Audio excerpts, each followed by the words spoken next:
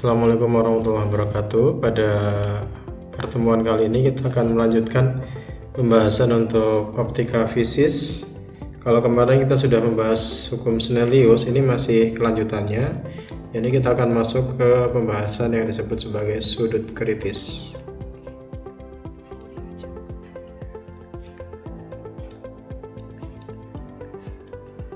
Apa itu sudut kritis? Jadi kalau saya buat ilustrasi kira-kira begini. Jadi kalau ini ada batas medium, ini medium rapat, ini medium renggang. Contohnya yang rapat misalkan air ya. Misalkan contoh saja ini air. Di sini misalkan udara. Kemudian ini saya buat garis normal ini. Nah, ini garis normal. Nah, maka sudut kritis itu begini. Jadi kalau ada sinar datang dari medium yang rapat, misalkan dia datangnya begini. Nah, begini. Nah, maka dia akan dibiaskan itu tegak lurus terhadap garis normal atau dia berhimpit dengan bidang batas. Nah, ini dia. Nah, ini adalah sudut datangnya I, ini sudut pantulnya R. Nah, sudut datang yang mengakibatkan sudut biasnya itu tegak lurus terhadap garis normal atau sejajar dengan bidang, inilah yang disebut sebagai sudut kritis atau biasanya dilambangkan dengan IK. Gitu. Jadi kalau kita ringkas kira-kira sudut kritis itu adalah sudut datang, ya, sudut datang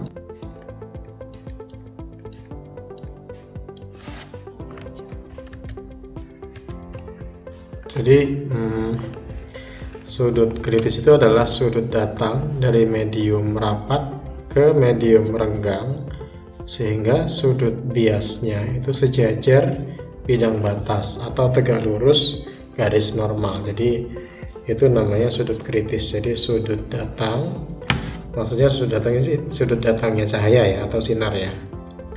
Jadi sudut datang sinar dari medium rapat ke medium renggang sehingga sudut biasnya itu nanti sejajar dengan bidang batas ini atau dia tegak lurus dengan garis normal. Itu namanya sudut kritis. Jadi dia harus dari medium rapat ke medium renggang, tidak bisa sebaliknya. Kemudian bagaimana perumusannya? Jadi kalau kita ingat rumus di hukum Snellius itu adalah sinus I per sinus R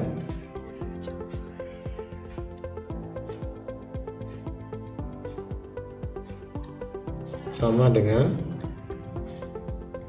N2 per N1.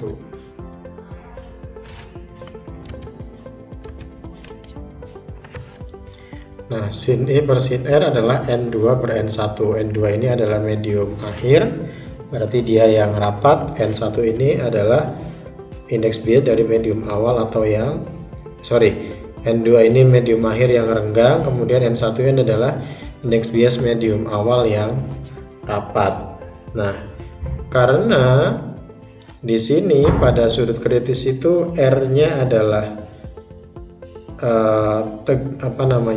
tegak lurus garis normal, berarti dia R-nya adalah 90 derajat. Itu berarti kita tuliskan di sini adalah sin I, karena dia kritis ini kita beri simbol IK kecil, per sin, kita tuliskan begini, sin 90 derajat sama dengan N2 per N1. N1, ingat N2 adalah yang renggang, N1 adalah yang rapat. Nah, selanjutnya karena sin 90 itu nilainya 1, maka ini boleh kita tidak tuliskan, sehingga tinggal sin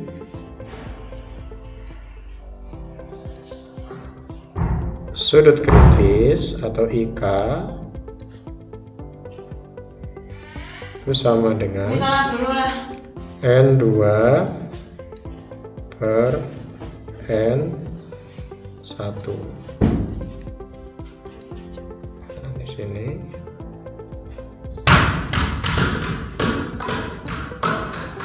per N1. Jadi ini adalah yang renggang,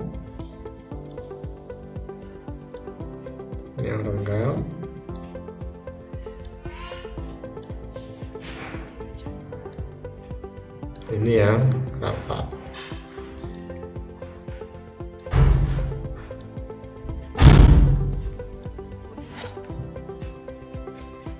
Lantas kalau kita bertanya apa bedanya atau bagaimana kalau tidak disebutkan mana yang duluan, mana yang belakangan, atau tidak disebutkan mana yang renggang, mana yang rapat, ciri-cirinya adalah bahwa indeks bias medium rapat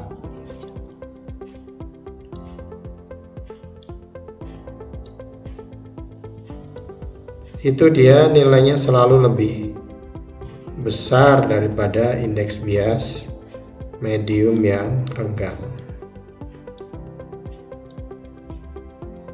Jadi kalau nanti kita ketemu soal mana yang rapat, mana yang renggang, berarti yang nilai indeks biasnya lebih kecil itu adalah yang renggang, indeks bias yang lebih besar itu berarti yang rapat. Sehingga nanti pasti perbandingan antara N2 per N1 pada kasus sudut kritis itu selalu kurang dari 1. Jadi saya ulangi, N yang rapat itu yang nilainya besar, N yang renggang itu yang nilainya kecil. Ini kira-kira untuk sudut kritis, sudut datang sinar yang menghasilkan sudut bias sejajar dengan batas medium atau tegak lurus dengan garis normalnya.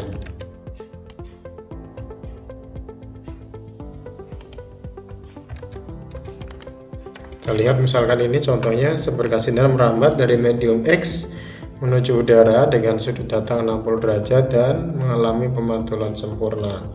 Jika indeks bias udara bernilai 1, berapa indeks bias medium X tersebut?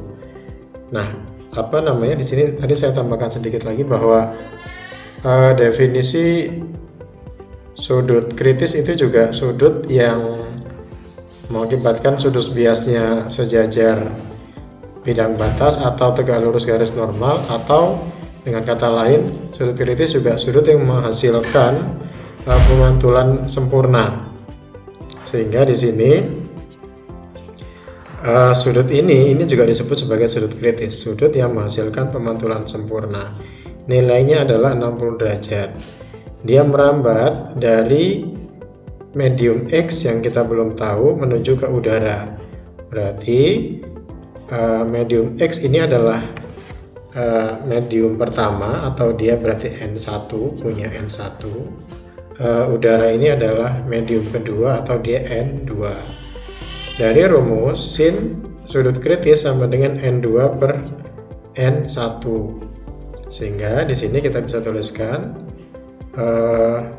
ini sama saja dengan sin sudut kritis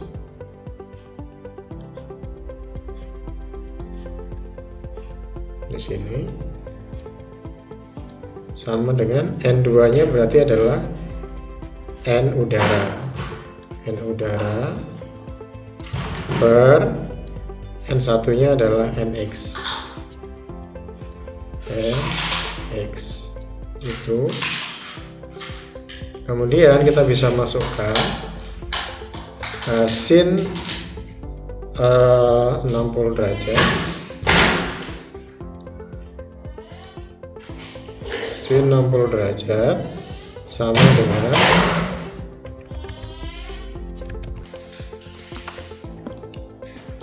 jadi kalau kita lihat di sini, indeks bias udara bernilai 1, berapa indeks bias medium X.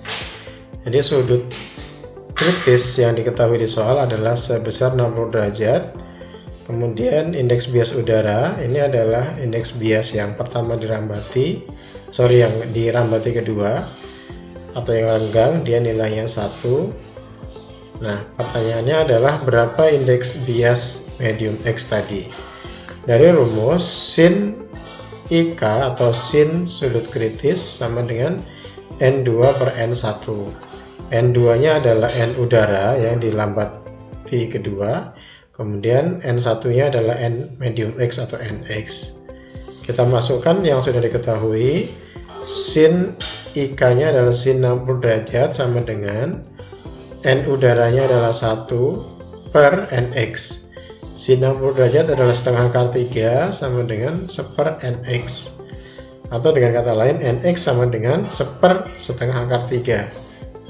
1 dibagi setengah itu adalah 2 per akar 3. Jadi 2 per akar 3. Ini kalau kita mau buang pecahannya, maka kita bisa buat dengan cara dikalikan akar 3 per akar 3. Nilainya tetap 1. Maka 2 kali akar 3 per akar 3 kali akar 3. Akar 3 kali akar 3 adalah 3. Sehingga tinggal NX nya adalah 2 per 3 akar 3. Jadi indeks bias dari medium X adalah 2 per 3 akar 3.